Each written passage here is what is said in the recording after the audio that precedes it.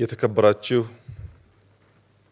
የመንግስት ከፍተኛ የሥራ ኃላፊዎች፣ የተከበራችሁ የኢትዮጵያ አየር መንገድ ግሩፕ አመራሮች፣ ሰራተኞች፣ እጅግ የተከበራችሁና የተወደዳችሁ መላው የኢትዮጵያ ሕዝብ፣ የተከበራችሁ የአፍሪካ ዜጎች በሙሉ፣ የተከበራችሁ የጥቁር ዘር በሙሉ፣ የተከበራችሁ የአፍሪካና የኢትዮጵያ ወዳጅ ደጋፊ ሀገራት እና ግለሰቦች በሙሉ ለዚህ ታላቅ ብስራት፣ ለዚህ ታላቅ ዜና በጋራ እዚህ መገናኘት በመቻላችን እንኳን ደስ ያላችሁ፣ እንኳን ደስ ያለን ለማለት እወዳለሁ። ዛሬ ታላቅ ቀን ነው። የኢትዮጵያ የዝመና ጉዞ፣ የኢትዮጵያ የብልጽግና ጉዞ፣ የኢትዮጵያ የመለወጥና ራሷን ችላ በሁለት እግሯ የመቆም መሻት ላለፉት 100 ዓመታት በርካታ ጥያቄዎች ሲነሱ ገሚሱ ሲከሽፍ ገሚሱ የሰመረበትን 100 ዓመት አሳልፈናል።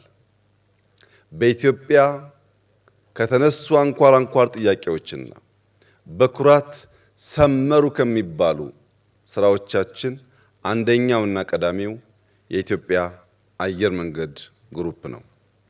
ባለፉት 80 ዓመታት ይህ አየር መንገድ በሚያስደንቅ ሁኔታ የጥንታዊት ሀገር ምልክት፣ የጥንታዊት ሀገር ኩራት፣ የጥንታዊት ሀገር መሻት ማሳያ ሆኖ ቆይቷል። አየር መንገዱ ላለፉት 80 ዓመታት አልጋ ባልጋ የነበረ ጉዞ አላሳለፈም። የመንግስታት መውደቅና መነሳትን ተሸክሞ እድገቱን ሳያቋርጥ ማለፍ ችሏል። የኮሮና ወረርሽኝና ሌሎች ተፈጥሮ ያመጣቸውን እንደ ድርቅ ያሉ ከፍተኛ ፈተናዎች ተሻግሮ ማለፍ ችሏል። በኢትዮጵያ ላለፉት 100 ዓመታት በውስጥና በውጭ የተደረጉ ከፍተኛ ጦርነቶች እድገቱን ሳይገቱት ቆይተዋል።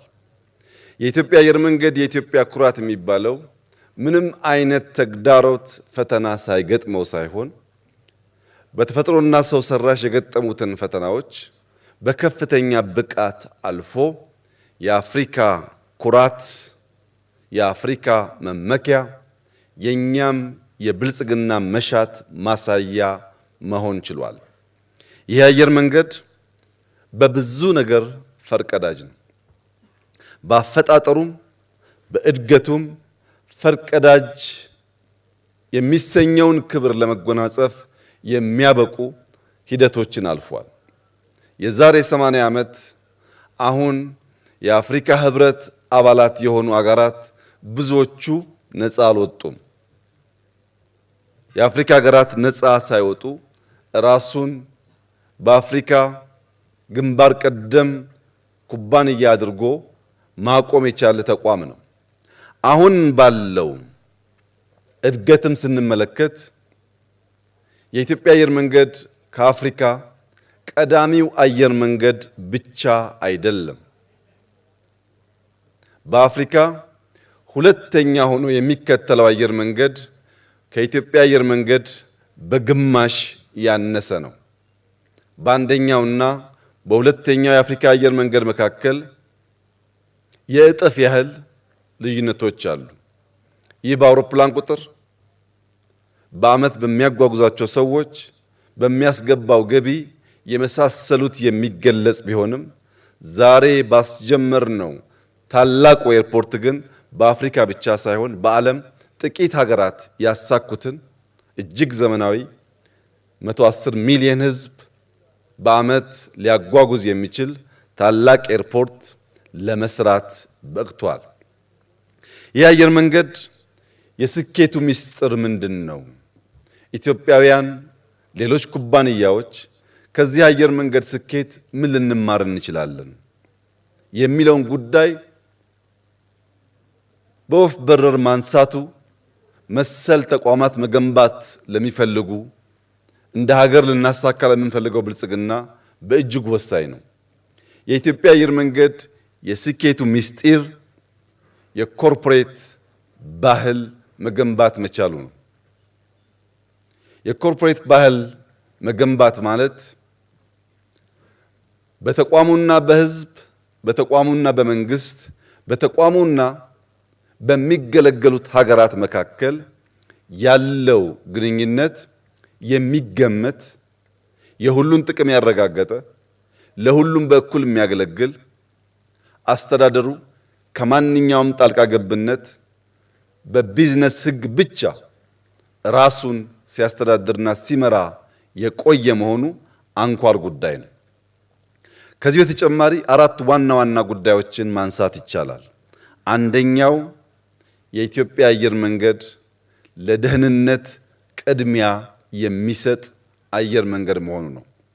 በዓለም ላይ ላለፉት 80 ዓመታት የዘለቁ ግዙፍ የአየር መንገዶችን ከኢትዮጵያ አየር መንገድ ጋር ብናወዳድር ከብዙዎቹ እጅግ ያነሰ በጣም ውስን ኢንሲደንት ከማጋጠም ውጪ ሰላማዊና ሴፍ የሚባል የአየር መንገድ ነው ሊባል የሚያስችል ውጤቶች ባለፉት 10 ዓመታት ማሳየት ችሏል። ሁለተኛው የኢትዮጵያ አየር መንገድ አመራሮች በፈጠራና በትጋት የሚሰሩ በ8 ሰዓት የቀን ስራ የማያምኑ ራሳቸውን እያደጉ ከዓለም የአመራር ብቃት ጋር ራሳቸውን የሚያስተካክሉ ግለሰቦች፣ ቡድኖች ባለፉት ዓመታት ባለፉት 10 ዓመታት ይህንን ተቋም መምራት በመቻላቸው ጭምር ነው። ሶስተኛው የኢትዮጵያ አየር መንገድ የኢትዮጵያን ባንዲራ ተሸክሞ ኢትዮጵያን የሚያሳይ መሆኑን የሚያምኑ የተደመሩ የሚተጉ ራሳቸውን እንደ ወታደር የሚያስቡ እጅግ የሚያኮሩ ሰራተኞች ያሉት ተቋም በመሆኑ ነው። የኢትዮጵያ አየር መንገድ ሰራተኞች ከሀገር መከላከያ ሚኒስቴር ወታደሮች ተለይተው አይታዩም። በየቀኑ የተሸከሙትን ፍላግ፣ የተሸከሙትን ሰንደቅ ዓላማ፣ የተሸከሙትን ባንዲራ አክብረው ኢትዮጵያን አክብረው ለሁላችን ኩራት ለመሆን በከፍተኛ ትጋት እኛ አውሮፕላን ላይ ስንተኛ ሳይተኙ ማለት ነው። በከፍተኛ ትጋት ያገለገሉ የሀገር ኩራት ሰራተኞች ያሉት በመሆኑ ነው። ዛሬ የኢትዮጵያ አየር መንገድ በቋሚና ጊዜያዊ የቀጠራቸው ሰራተኞች 26000 ገደማ ይጠጋሉ። 26000 ኮማንዶ ያለው ኩባንያ ነው ማለት ነው። አራተኛው ይህ ኩባንያ ሁሌ ተማሪ መሆኑ ነው። ሁላችሁም እንደምታውቁት አዲስ አውሮፕላን፣ አዲስ ቴክኖሎጂ፣ አዲስ ዕውቀት ዓለም ላይ ተፈጠረ ሲባል ያን ዕውቀት ለመገብየት ያን ዕውቀትና ያን አውሮፕላን አፍሪካን ለማስተዋወቅ ከማንም ቀድሞ የሚገኝ ነው። ከዚያ በተጨማሪ በጥገና በትምህርት ዘርፍ ያስገኘው እመርታ አስደናቂ ቢሆንም ከቅርብ ጊዜ ደግሞ ስፔር ፓርት ለማምረት ስራዎች ጀምሯል። በእነዚህ ባህሪያቱ ይህ የኮርፖሬት ባህል የገነባው የአየር መንገድ የተሳካ 80 ዓመት ተጉዟል። የሚቀጥለው 80 ዓመት ከባለፈው 80 ዓመት በብዙ መልኩ ይለያል። በአርቲፊሻል ኢንተለጀንስ የማንዘጋጅ ከሆነ አብዛኛውን የአውሮፕላን ተግባራት የሚፈጽመው ማሽን በሚሆንበት ሰዓት ይህንን ክብራችንን ይዘን መቀጠል አንችልም። ለዚህም የኢትዮጵያ መንግስት በሁለት አንጓ የተከፈለ ነገን መዋጀት የሚያስችል ስራዎች ጀምሯል። አንደኛው ኤርሊ ቻይልድሁድ ኤጁኬሽን የሚባለው ህፃናት ላይ አበክሮ መስራት ነው። ባለፉት 5-6 ዓመታት ከ35,000 በላይ መዋለ ህፃናት በሀገር ደረጃ ገንብተናል። ባለፉት 5-6 ዓመታት ታዳጊዎች ህፃናት ፊዚካሊ የበረቱ ከጓደኞቻቸው ጋር የሚውሉ እንዲሆኑ በርካታ ግሪን ስፔስ ገንብተናል። በመዲናችን አዲስ አበባ ብቻ ከ1600 በላይ ትናንሽ ስታዲየሞች ልጆች የሚውሉበት ገንብተናል። ይሄ ከጅምሩ ችግኙ ለመብቀል ለማደግ የሚያስችል ዝግጅት እንዲኖረው የሚያስችል ስራ ሲሆን በቅርቡ እንደገለጽኩት ማክሲመም በአንድ ዓመት ጊዜ ውስጥ በዓለም ሁለተኛ የሆነውን የአርቲፊሻል ኢንተለጀንስ ዩኒቨርሲቲ በአዲስ አበባ እናስጀምራለን። ታች ላይ የምንሰራውና በኤአይ የምንሰራው ስራ ሲደመር የኢትዮጵያ አየር መንገድ የሚቀጥለውን 80 ዓመት የሚገጥመውን አዳዲስ ዕውቀትና ፈተና ተጋፍጦ ለማለፍ ለመሻገር የሚያስችለውን ብቃት እንዲጎናጸፍ ያደርገዋል። ይህንን ሙሉ ዝግጅት ማድረግ ካልቻልን ግን ቀጣዩ 80 ዓመት እንደ ትናንቱ ቀለል ያለ ላይሆን ይችላል።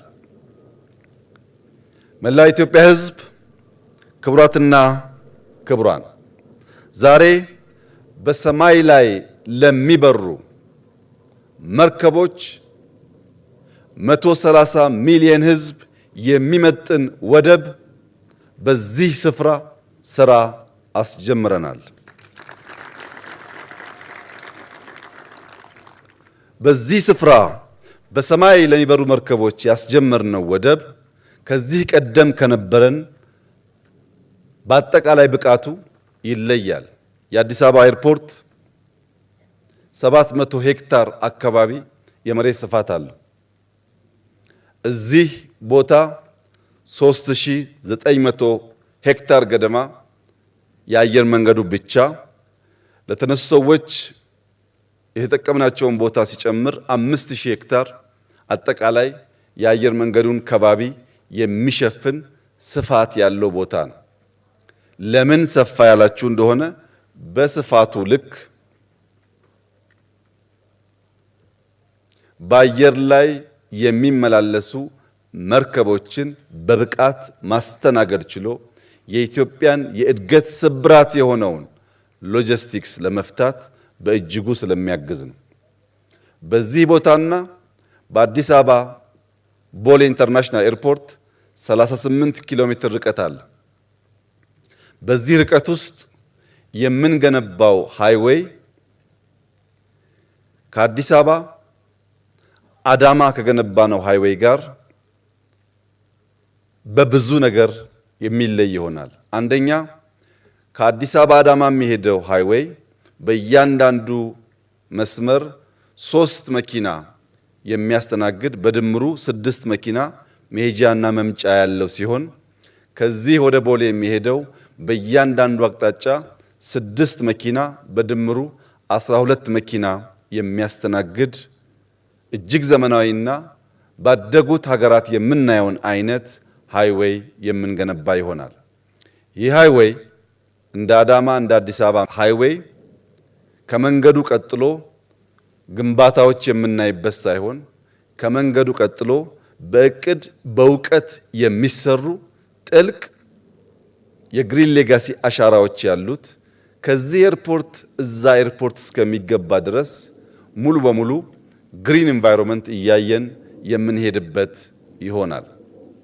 ሁለተኛው 38 ኪሎ ሜትር የሚጠጋ በሰዓት ዝቅተኛ 120 በከፍተኛ እስከ 200 ኪሎ ሜትር ፐር አወር ስፒድ ያለው ሬልዌይ እንገነባለን። ፈጣን ሬልዌይ እንገነባለን። የዚህ ሬልዌይ ግንባታ ከአዲስ አበባ ጅቡቲ ከገነባ ነው የሚለየው ሙሉ በሙሉ ይህንን ሬልዌይ የሚገነባው ሀገራዊ ኩባንያ ይሆናል። ይህ ማለት ኤርፖርቱን ስንገነባ ቅድም ተገለጸው በርካታ ሎካል ኮንትራክተሮች ተሳትፈዋል። ሬልዌዩን እኛ እንገነባለን።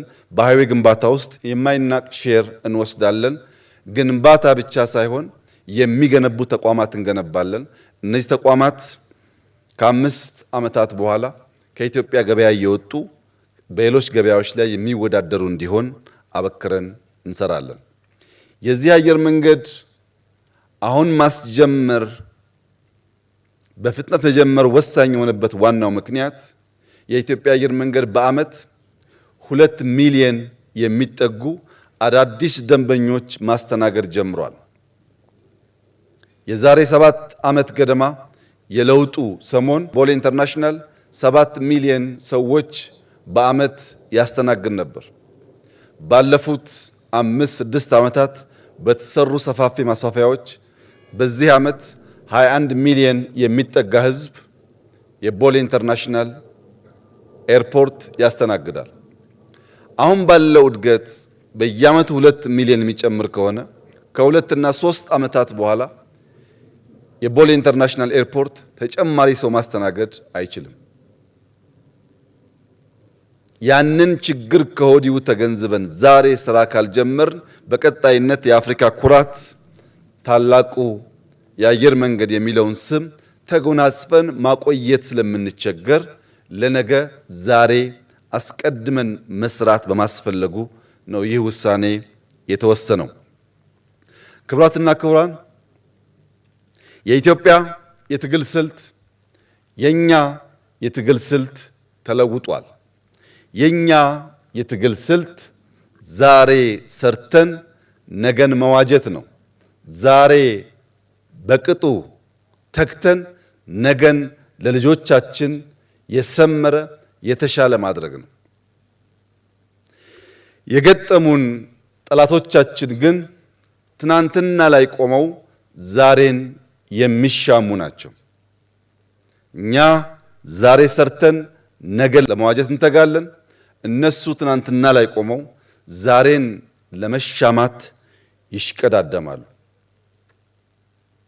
ከጅምሩና ከስልቱ እንደምትመለከቱት በተለያየ ሃይዌይ የምንጓዝ መንገደኞች ስለሆን ከመተላለፍ አልፈን አንዱ ለሌላው በተሟላ መንገድ እንቅፋት መሆን አይችልም። ስልታችን የተራራቀና የተለየ ነው። ፈተና አልቦ ጉዞ የኢትዮጵያ አየር መንገድ አላደረገም። ፈተና አልቦ ጉዞ ኢትዮጵያም አታደርግም። ፈተናዎችን ተጋፍጣ ፈተናዎችን ተሻግራ የጸናችና የበለጸገች መሆን እንድትችል እኛ የምናስብበትና ጠላቶቻችን የሚተጉበትን አውድ በቅጡ መገንዘብ አስፈላጊ ይሆናል። በተለየ ሃይዌይ ስለምንጓዝ ፈተና አልቦ ነው ማለት ግን አይደለም። እያንዳንዱ ፈተና ለህልማችን፣ ለጅማሬያችን፣ ለስራችን የሚያጸናን፣ የሚያስተምረን፣ የሚያነቃን፣ የሚያተጋን ይሆናል። ፈተና አልቦ ጉዞ ለፈጠራ፣ ለትጋት እንቅፋት ነው። እያንዳንዱን ፈተና በቅጥ ተገንዝቦ ወደ እድል መቀየር የሚያስችል አውድ ከፈጠርን ግን የምንጎዳበት ሳይሆን የምንሻገርበት ይሆናል። እያንዳንዱ የሚወረወሩብን ድንጋዮች፣ ተግዳሮቶች ለግንባታ እንደሚውል ብሎኬት እንጠቀምባቸዋለን። እያንዳንዱ ጦር፣ እያንዳንዱ ፍላጻ እንደ አርማታ እንጠቀምበታለን። እያንዳንዱን ስድብ፣ እያንዳንዱን የቅናት ጩኸት እንደ ማንቂያ ደውል እንጠቀምበታለን። በድምሩ ግን የኢትዮጵያን ብልጽግናና የኢትዮጵያን መጽናት ማረጋገጥ የሆነውን ታላቁ ህልማችንን በእነዚህ አስቻይ ሁኔታዎችና ፈተናዎች ታግዘን እናሳካለን።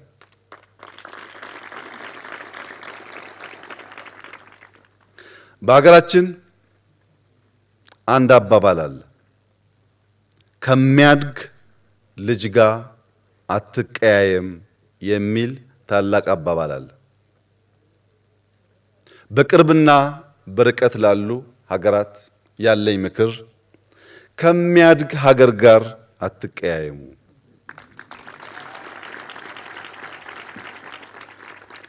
ይህ የሚያድግ ሀገር ነገ የሚታደጋችሁ ስለሚሆን ከወዲሁ እያደገ ያለ ለማደግ ህልም ያለው የጠራ ሐሳብ ያለው ሐሳቡም በልዩ ልዩ ስራዎች ተፈትነው በተግባር የታዩ መሆኑን ተገንዘባችሁ ከሚያድግ ሀገር ጋር ላለመቀያየም ራሳችሁን ምከሩ፣ ራሳችሁን ገስጹ ማለት እፈልጋለሁ።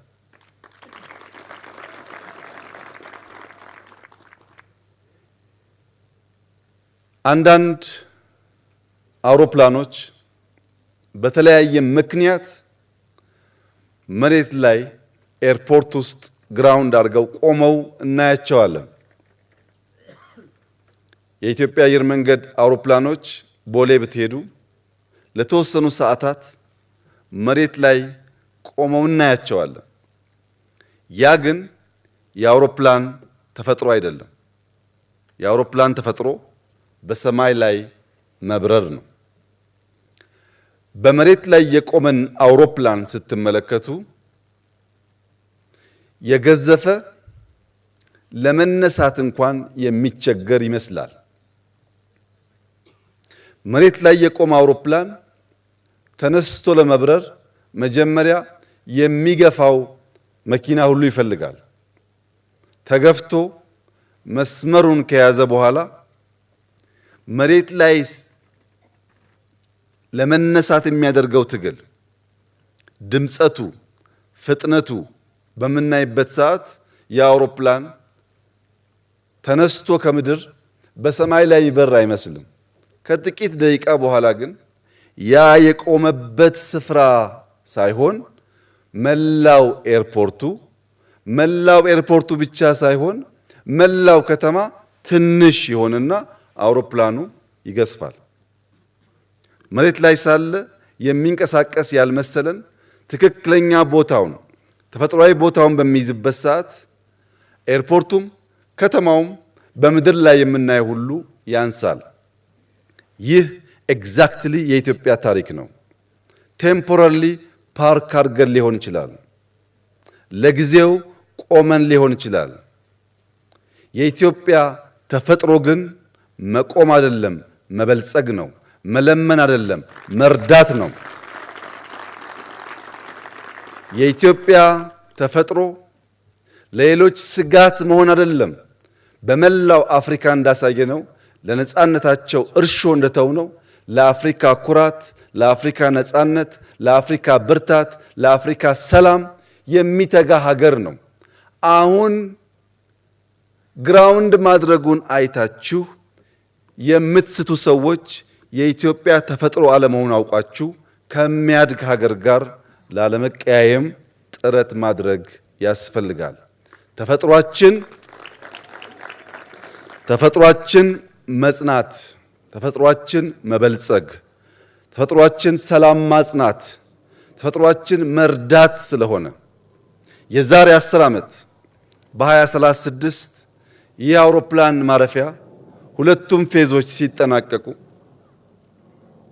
በርካታ የጀመርናቸው ሜጋ ፕሮጀክቶች ሲጠናቀቁ ኢትዮጵያ በአፍሪካ ቀዳሚው ኢኮኖሚን ትገነባለች። ይህ ፍላጎት አይደለም። ልክ ዛሬ እንጀምራለን ብለን እንደጀመርነው ጨርሰን እንደምናሳየው በገሃድ የሚታይ የሚጨበጥ እውነት ነው። ኢትዮጵያ መበልጸግ ብቻ ሳይሆን በአፍሪካ ቀዳሚውን ኢኮኖሚ ትገነባለች። ታላቅ ጥንታዊት ሀገር መሆኗን ለአፍሪካ ነጻነት መስራቷን ዳግም ታረጋግጣለች። በዚህ ጊዜ ልጆቻችን ትናንት እንዲህ ስታደርጉን ነበር እንዳይላችሁ አሰላለፋችሁን ማስተካከል አስፈላጊ ይሆናል። በመጨረሻም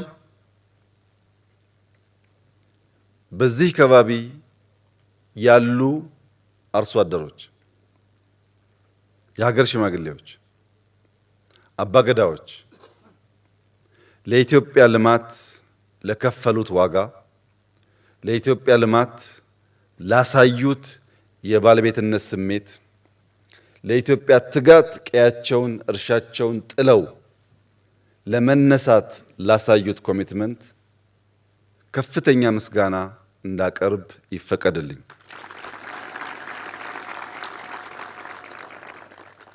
የኦሮሚያ ክልላዊ መንግስት 5000 ሄክታር ለሚጠጋ ለዚህ መሬት አንድም ብር ሳያስከፍል ሊዝ ሳያስከፍል ይህንን ልማት በመጋበዙ በመደገፉ አብሮን በመምራቱ ከፍተኛ ምስጋና እንዳቀርብና ሌሎች ክልሎችም ሜጋ ፕሮጀክቶች በሚመጡበት ሰዓት የእናንተን ኃላፊነት ተወጣችሁ ለቴምፖራሪ ጌይን ለሊዝ ሳይሆን ለዘላቂ ጥቅም መስራት በአርአያነት በትምህርት ይህንን ፕሮጀክት እንድትወስዱ አደራ ማለት እፈልጋለሁ። ባለፉት አንድ ዓመት ከምናምን ገደማ በእኛ ቢሮ የተደራጀው የስትሪንግ ኮሚቴ የኢትዮጵያ አየር መንገድ ግሩፕ ቦርድ አባላት፣ የኢትዮጵያ አየር መንገድ ግሩፕ አመራሮች በሙሉ ከዚህ የሚነሳው አርሶ አደር እንደ ከዚህ ቀደሙ ተፈናቅሎ የሚለምን የሚወድቅ እንዳይሆን ይህ ፕሮጀክት ለእያንዳንዱ ለከባቢ ነዋሪ በረከት ብሌሲንግ እንዲሆን አርሶ አደሩ የሚማረር የሚያለቅስብን ሳይሆን እንባውን እየረጨ የሚያመሰግን ፕሮጀክቱን የሚጠብቅ የሚደግፍ እንዲሆን ለማስቻል የእያንዳንዱ አርሶ አደር መኖሪያ ቤት፣ መንደር፣ የወደፊት የሥራ ሁኔታ የተገነባበት መንገድ እጅግ አስደማሚ፣ አስደናቂ ትምህርት ሊወሰድበት የሚገባው ጉዳይ ነው። እዚህ ያላችሁም ሰዎች መላው የኢትዮጵያ ሕዝብ ማወቅ ያለበት ስራ ዛሬ አልጀመርንም። በሺህ ለሚቆጠሩ አርሶ አደሮች ከተማ ገንብተን፣ በሺህ ለሚቆጠሩ አርሶ አደሮች የአግሮ ፕሮሰሲንግ መንደር ገንብተን እነዚያን አርሶ አደሮች አሰልጥነን በአዲስ ህይወታቸው በአዲስ ሰፈራቸው መኖር አለማምደን የአንድም ሰው ህይወት ሳናስተጓጉል ነው ዛሬ ስራ እየጀመርን ያለ ነው እንጂ ገና ሀብለን እየጀመርን አይደለም። ለምን? ሰው ተኮር ካልሆነ ፕሮጀክት፣ ሰውን ማዕከል ካላደረገ ፕሮጀክት አይጠበቅም፣ አይጸናም፣ አይዘልቅም። ይህ ጉዳይ እንዲሳካ የስትሪንግ ኮሚቴው፣ የቦርድ አባላት፣ የኢትዮጵያ አየር መንገድ ማኔጅመንት፣ ዲዛይነሮች፣ ሙያተኞች፣ ኮንትራክተሮች፣ የኦሮሚያ ክልላዊ መንግስት የሥራ ኃላፊዎች በመላው ላደረጋችሁት ጥረት ከፍ ያለ ምስጋና ማቅረብ እፈልጋለሁ። ዛሬ 2018 በገናና በጥምቀት መካከል ያለና የማይረሳ ጊዜ ነው። በፈረንጆች 2030 ከናንተ ብዙዎቻችሁ ባላችሁበት በጋራ የመጀመሪያውን ፌዝ የ60 ሚሊዮን ፓሴንጀርስ እዚህ ቦታ እናስመርቃለን። አበዳሪዎች፣ በዚህ ጉዳይ የሚተባበሩ ኩባንያዎችና ሀገራት ጊዜ እንዳያልፍባችሁ እኛ በገበያ ሕግ ከብዙዎች ጋር ተባብረን መስራት እንፈልጋለን። እግራችሁ ምጎትቱ ካላችሁ ኢትዮጵያ ህዳሴን የገነባች ሀገር ስለሆነች ይሄኛውንም ብቻዋን ትደግመዋለች። አመሰግናለሁ። ክቡር ጠቅላይ ሚኒስትር ዶክተር አብይ አህመድን እጅግ አድርገን እናመሰግናለን። Thank you so very much, Your Excellency, Mr. Prime Minister, for officially launching the commencement of the Bishoftu International Airport, for your incredibly uplifting message.